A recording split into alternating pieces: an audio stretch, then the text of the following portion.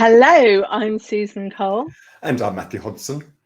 and welcome to aidsmapCHAT, our live show bringing you news for people all around the globe about HIV.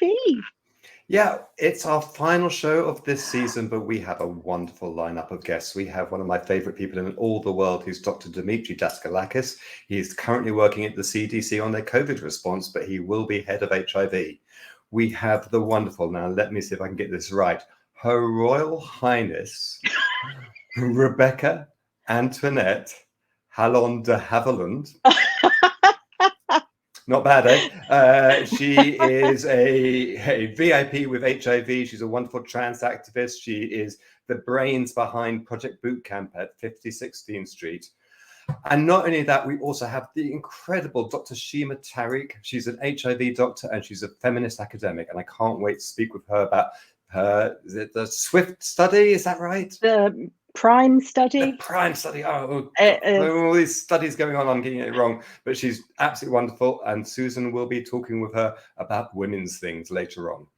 Absolutely. Matthew did just talk about the sound of the creak. No. So there will be a bit of a discussion about dry vaginas and the menopause. So very much looking forward to that. Me too. So, Matthew, what's caught your eye in the news about HIV this week? Well, obviously, so last time we broadcast, it was the International AIDS Society Conference, which is one of the big events in the HIV science and care and support calendars. And I've got to say, there was one of the things that caught my eye was a speaker at that conference. She was a speaker in the closing session of the conference. Her name was Susan Cole. She was actually rather good. I mean, much to everyone's surprise. No, you went out there and you knocked it out of the park. You were just talking about all the things which are so important. And I think it was just so powerful having you stand there on that, well, not stand there on a stage because it was all virtual, but you were like, there was 37.6 million people living with HIV, says Susan Cole, and I am one of them. And it's those kind of powerful statements. And you talked about how we need to support everyone. You talked about the importance of science and being led by the science. You were so good. How did it feel for you doing that? It was wonderful. It was a huge honor and a privilege. I mean, it was fantastic to actually be able to do it sitting down from home, so no one could see what I had on in my bottom half.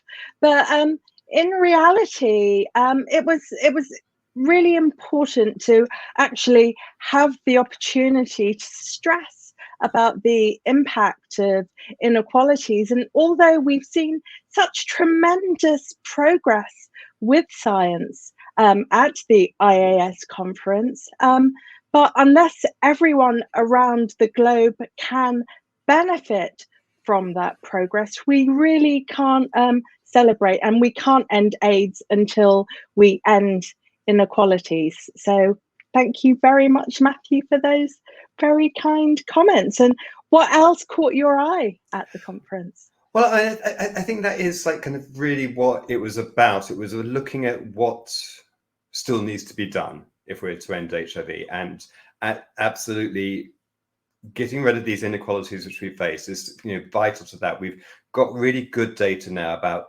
how criminalization of HIV or HIV transmission or exposure, or criminalization of sex work, or criminalization of homosexuality, all of these things have a real impact upon our ability to prevent HIV, and it's a negative impact. We need to get rid of these discriminatory laws. But I think there was also some really exciting science stuff that came out of the conference, particularly around long-acting treatment and long-acting PrEP. So we've got treatment and PrEP, and there's like these new formulations. So there's like an oral pill which you can take just once a month, or there are implants and injections, and they can be like twice a year.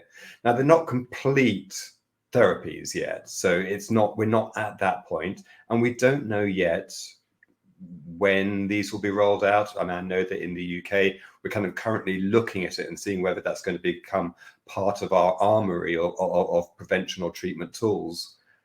But I think it is really exciting. So I think these are some of the technological advances which can make a real difference, both in terms of our ability to treat HIV, and our ability to treat HIV, of course, also means that when people are undetectable, they will be untransmittable to their sexual partners. So, it really helps end the epidemic. But also the results we saw in terms of these long-acting PrEP for women was extraordinary. It was the best PrEP results I think we've ever seen for women, like really good impact. So, I mean, that's pretty exciting, isn't it? It is really exciting. And I think what's also so important is that women have choice where it comes to HIV prevention. And it's really exciting about the dapivirine ring that's already in Nigeria, I believe. So keep coming with the advances that we're seeing in science. Absolutely. Make sure that everyone has the choice, that they can find the best way to protect themselves or to take their treatment. Mm-hmm. With all of that, let's get someone who's all about choice. He is the hunk du jour. He is my favorite HIV doctor. He's Dr. Demetre Daskalakis. Creaking right on in. Hello. Creaking right on in. Demetre, how are you? I'm really well. Nice to see you all. Thank you for having me on. Nice to see your beautiful smiling faces. And also hearing all about IAS. So such great, amazing news. And I'm sorry, Susan, that I missed you on the stage. Next time. Next time, it is also available on the aidsmap site, so you can check it out. Perfect.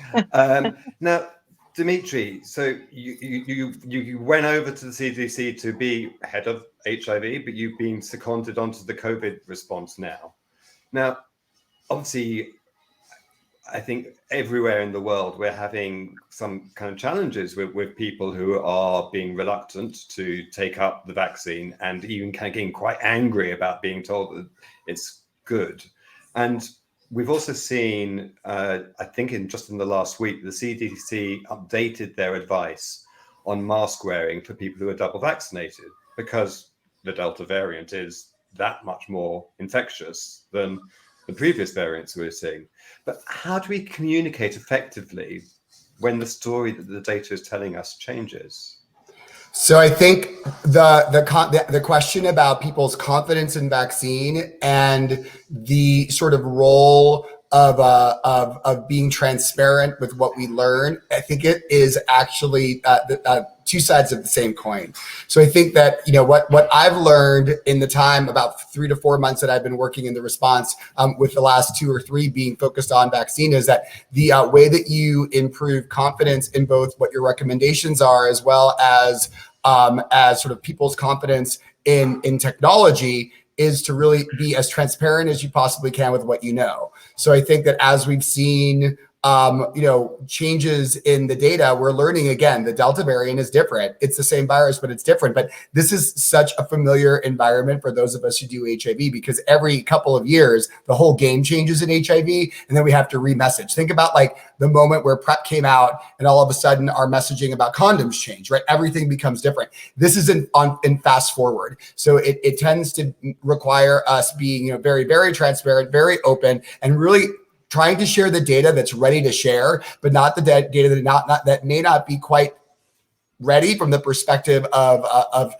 correct guidance. So I think we know the Delta variant is different, and viruses, I think we all agree, because we have our virus that we work with every day that we know so well, are tricky, and so things change. And so I think that, being nimble and really being science-based ends up being so critical. So yeah, the CDC did change its mask guidance because we've learned something new, and sort of really thinking about Delta and saying that in areas where there's a lot of transmission, even if you are vaccinated, getting masked, especially in indoor spaces, makes a really good idea. And asking people who are really our validators and folks who are trusted voices, both in sort of the community and in politics, to sort of magnify this message becomes critical. So I think, we should assume the game is going to change again, and it's the role of public health to make sure that we bob and weave with those changes.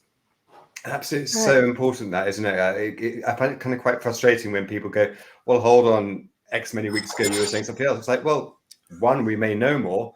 Two, it's a virus. It mutates, I mean, it evolves, it changes. I remember, go back to March 2020 or even February 2020 when like we didn't know anything. And so you were literally like feeling around in the dark. And so as we learn more, it feels like this is sort of more routine, but it's not. Like things keep changing. The game keeps changing. And again, to get on top of the variants means to get everyone vaccinated, right? The only way, this is so HIV space, right? The only way to prevent resistance is to prevent replication. The only way to prevent variants is to prevent replication. So really like getting folks vaccinated and trying to sort of find them where they are to understand that vaccine is really a critical step in this. And, really trying to figure out like what we need to do to make sure that the message gets out that vaccine is good is important, because not only will it prevent disease, more importantly, it may not prevent Delta, but it prevents people from Delta being hospitalized, dying. Like, so if it's a little cold, we want to prevent the little cold as well. But ultimately, I'll take a little cold without people, dying or being hospitalized. Yeah, absolutely. And we're hearing a lot of concern, particularly from people living with HIV, in terms of, are the vaccines working effectively in terms of people who are immunocompromised? And is it something that we should be worried about? So I'll say that we're worrying for you too. So I'll start by saying public health this is like one of the hottest topics that we're really focusing on. I think that it's an area that has a lot of limited data, especially in the HIV space. I'll tell you, the good news is like that with viral suppression rates going up and people being more immunocompetent, despite HIV, we're in a better space. But with that said, our U.S. Advisory Committee on Immunization Practices already put HIV in the mix, thinking about the potential role of additional doses. So though from the regulatory perspective, we're not there yet, I imagine that we're not far from there yet either. So I think that it's watch this space. This is one of those, the data will change. We're going to have to bob and weave with what we learn, and really capitalize on the fact that we actually have an infrastructure a lot different than what we had in November, December to be able to deploy these important interventions. So if additional doses are needed, I think it's going to be a lot of a different story, both in the US and the UK. Now, I introduced you and said, you're one of my favorite people. And there, there's no joke in there, because you are. I love you too. You know that. Great, and so on. But one of many reasons, it's not just your incredible Instagram account, but it's also the work you did in New York, which was just fantastic. You really pushed this concept of HIV status neutral prevention, and it was brilliant, because it was just like, we are just going to create a program of work, and it doesn't matter what your HIV status is. You have a role to play. You can get involved, and you can be a part of ending the epidemic. And it was so powerful, and it was so right. Now, how's that working? How's that working to get it out onto a national stage now? So it's working great. But one of the reasons being that it's, coming over to CDC, like I'm able to sort of work with our team and with our center and with Dr. John O'Merman, who, by the way, is also just fabulous, and you should have him on someday. So the status neutral strategy is actually a key strategy now of the Division of HIV/AIDS Prevention, and we're working really hard to move it forward in different spaces, and there's more to come. So one of my main examples is, the stuff that I did in New York, building status neutral services in our sexual health clinics. That's happening nationally as well, and so we're going deeper and deeper into that, and then also looking at environments such as places that do care for transgender people, because trans folks come to those spaces, so they should be status neutrally offering HIV prevention and treatment services embedded in that care. And spoiler alert, we have products coming out soon that will be even more clarifying of how to create more status neutral strategies and places. Fabulous. Demetre, my heart is always with you. Thank you so much for coming on the show. It's really wonderful to talk with you again. Take care. Thank you, sir. Thanks, Talk to you later. Demetre. Bye. Good seeing you. Something that really caught my eye, apart from Demetre, was the NAT report that was out last week. What are your thoughts about that, Matthew? Yes, I went to the launch of this report, and it's kind of, in some ways it was quite a depressing report, because some of those findings, it was looking at HIV stigma in the UK, and there was, so I think in terms of would you have a sexual relationship with someone living with HIV, and actually only 3% of people in the survey said that they would go into a sexual relationship with someone living with HIV. And in terms of understanding that undetectable means untransmittable, the fact that when we're on treatment, we can't pass the virus on, or U equals U, 56% of people didn't believe it or believed it to be false, against only 16% of people who believed it and understood that it is true. And it is true. I mean, the science is rigorous on this, and scientists are very confident, which is unusual, saying, no, this is true. If you're undetectable, you cannot pass the virus on. So there's a part of me that kind of felt like, well, it's frustrating. But then there's another part of me which says, this is a starting point. This is where we're at now. We know, we can see the road ahead. And one of the things that really encouraged me from it was that actually, if you looked at whether someone would have a sexual relationship with someone living with HIV, or whether someone knew and understood U equals U, and all of these other markers, that the difference was, did they know someone themselves who was living with HIV? And if they did know someone who was living with HIV, their levels of knowledge, their levels of understanding, their levels of sympathy, their willingness to be in relationships increased enormously. And what that says to me, again, is that it's so important for people who are able to be open about their HIV status, who are in that position where they feel they can talk about it safely with their friends or in their families or with their work colleagues. When we do that, it makes a difference. It really makes a difference, not just to our lives, but to the lives of all people living with HIV, wherever they are in the world. Absolutely can't argue with that. And there you were on the stage at IAS, being a proud, positive woman, and my heart swelled. Thank you. And thank you, Matthew, for all that you're doing in terms of being out and open, and how inspirational everything that you do for everyone all around the world. Let's get the done. Well, somebody else who I'm absolutely crazy about, Dr. Shema Tariq. Hi. Hi. I feel like I'm interrupting a loving. Always room for Shema, lovely to have you on. And OMG, your necklace.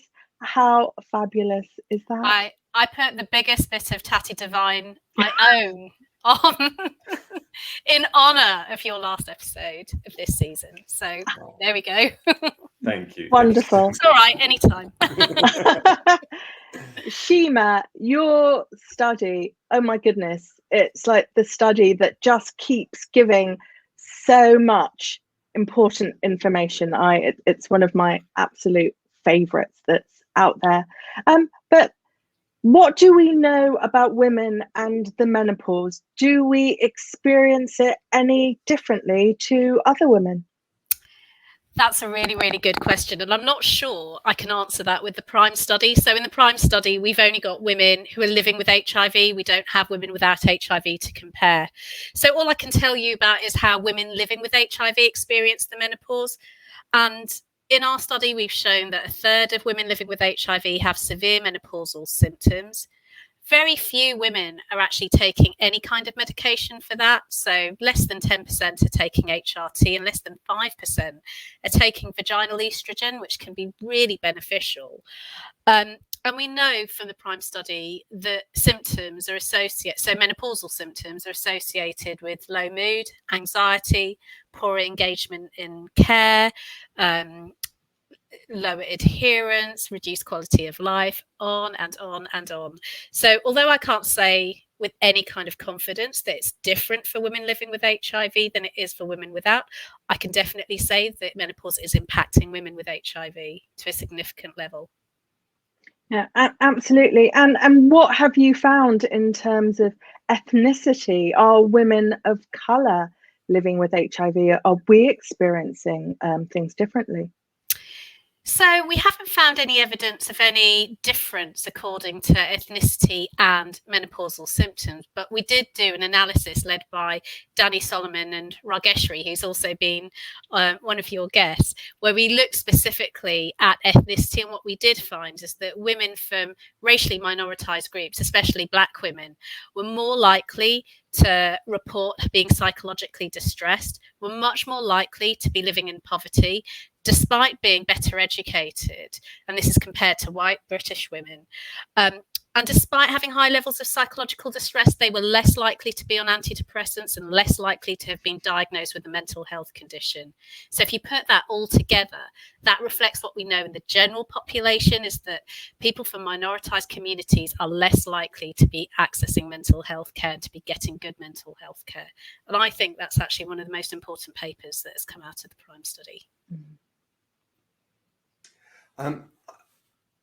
Another piece of work which I know that you're working on, and I'm really interested in, it is you're doing some work on HIV positive mothers and breastfeeding.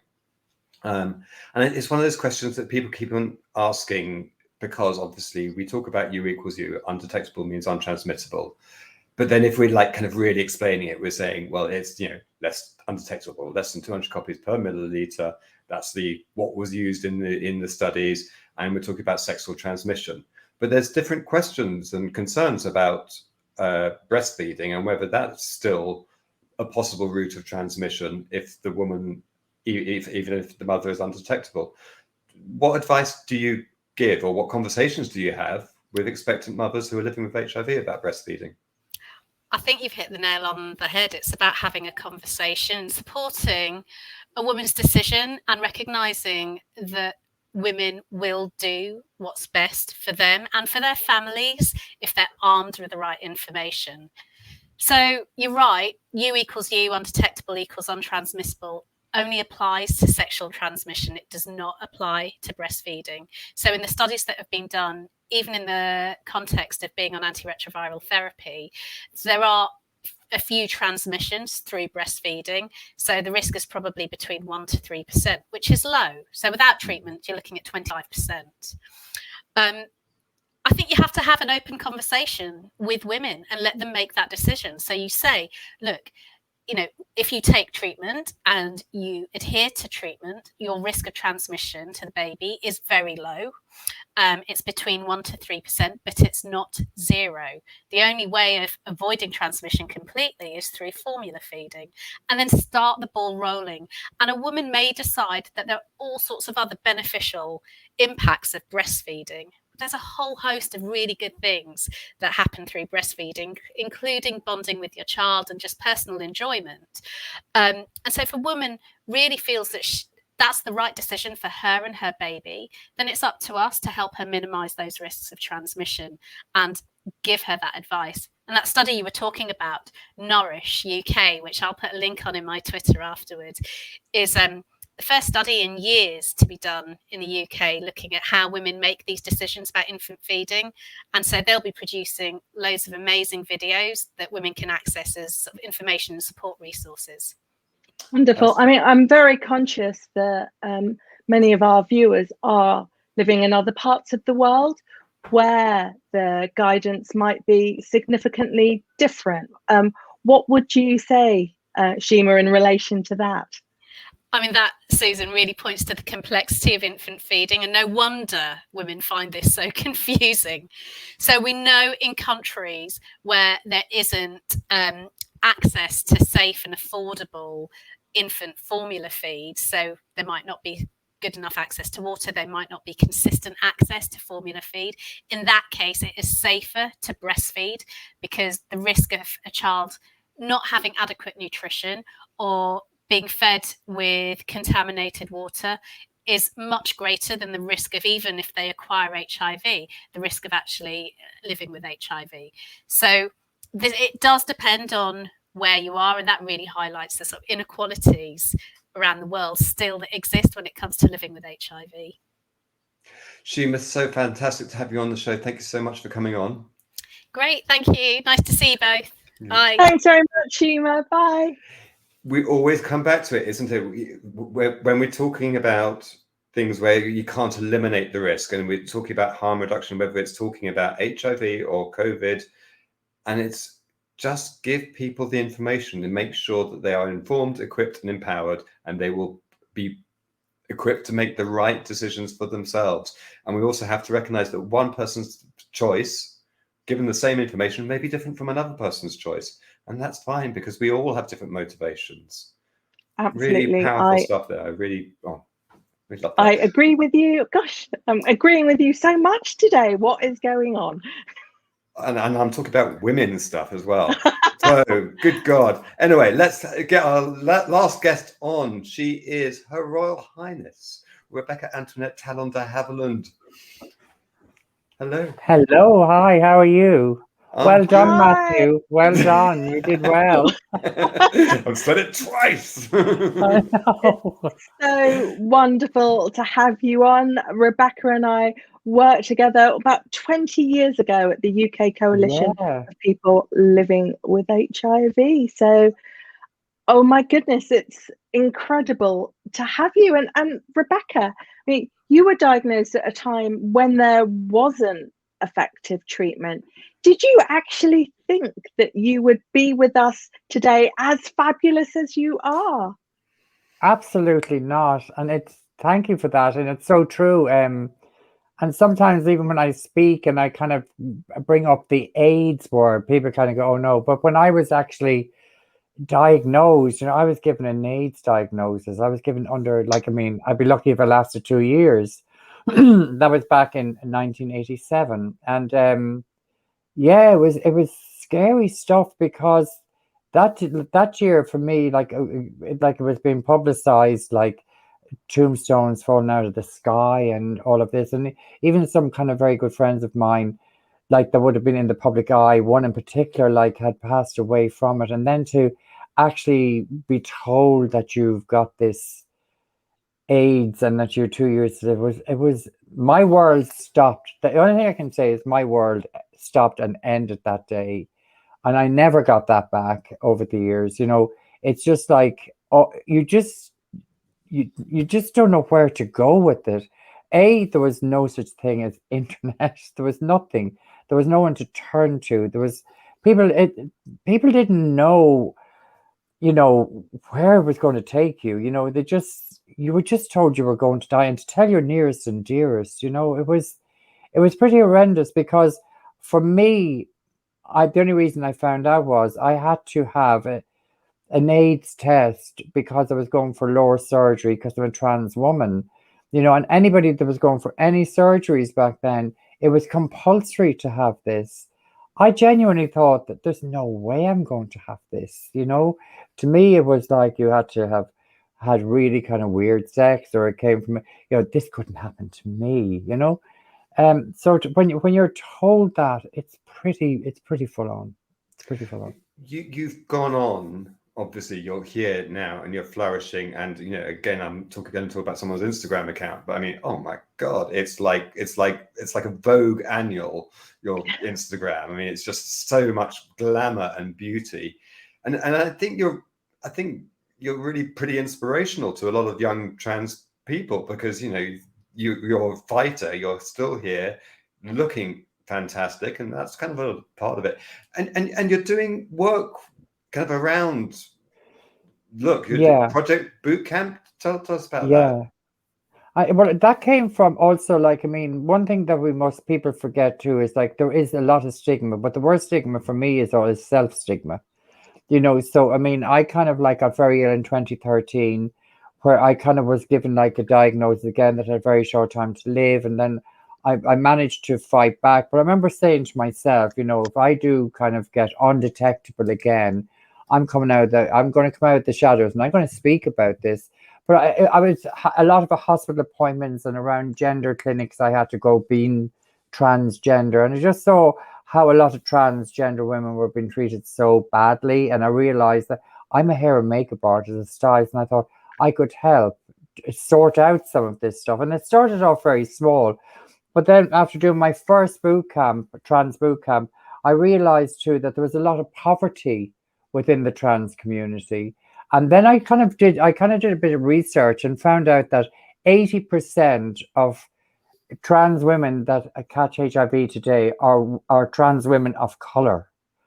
You don't stop and think of these things, and people also as well, like, I mean, I know that I ended up kind of having to sex work just to survive and to earn the money. And sex work is fine if it's a choice, but not something that you just have to do. So with me, then I took boot camp a step further. I started doing sexual health awareness and trying to get other, trans girls on PrEP, so that it would help them not catch HIV, so and then I just realized that maybe if their CVs were done, find out what talents they did have. If you could get trans people into the workplace, then you're changing the dynamics completely,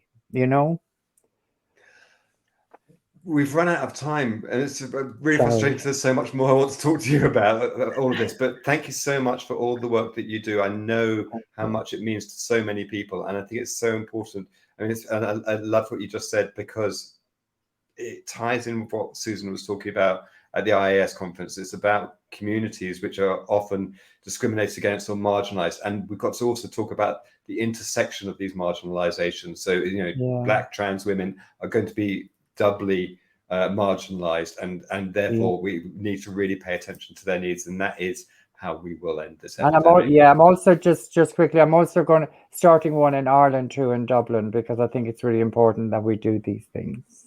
Fabulous. Brilliant. Thank you so much, Rebecca. Thanks, Rebecca. Hopefully see you soon. Absolutely. Thank you. Thanks. Bye. Oh my goodness. Well, the whole season has gone past. What has this season meant to you, Matthew? I think what it has meant to me is, I guess it's about thinking about the range of people we've had and the range of stories we've had on the show this season. And there have been so many people who are so committed to ending this epidemic, who are so committed to tackling stigma, who are so committed to supporting other people living with HIV, that actually, I guess when you think about some of the other issues that we've discussed, like that rather disappointing study on HIV stigma and how it still perpetuates, but then I think, hold on, look at our team. Look who we've got on our side. We are going to get through this. It's a starting point, because we've actually got those people who will be strong and powerful advocates for the rights of people living with HIV all around the world. And that makes me feel really quite excited. Absolutely. I agree with you.